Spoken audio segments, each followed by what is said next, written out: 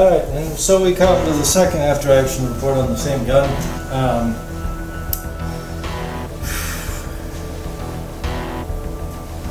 Alright, so the new extractor, holding up well, seemingly. It was doing its job. I didn't remove the second cartridge from the chamber, and I really should have while the video was running, because it refused to pop out. And then it was, as I was dragging it back here to the shop, the atmospheric difference between how stupid warm and humid it is out there and how cool and dry it is in here made it pop back out. There's no issues with the alteration of these casings. It definitely does not feed successive rounds very well. I don't know if that's an issue with the lifter, or maybe there's not enough spring tension. That can be it. This does feel pretty loose. Yeah,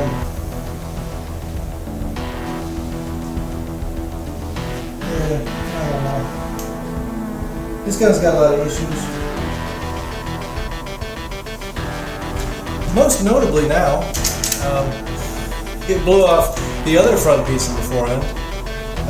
This initial piece that blew off I didn't even bother looking for, and this new one I just can't be bothered to care because it's going to happen every time, and I would recommend shortening this to at least back to here,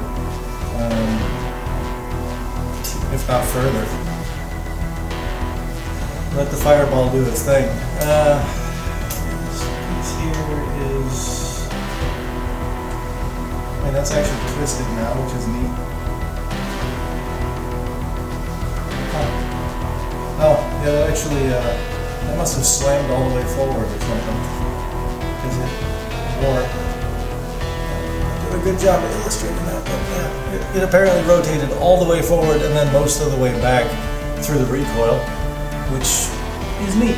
Didn't know they did that, because they're definitely not supposed to. But at least the extractor is fixed, and we're using the correct caliber. I'm still a little mad that somebody told me it wasn't 7.62 by 5.4R initially, but I'm not really mad at them, because like they tried it, and this gun is super finicky because it is a bunch of parts that really shouldn't go together.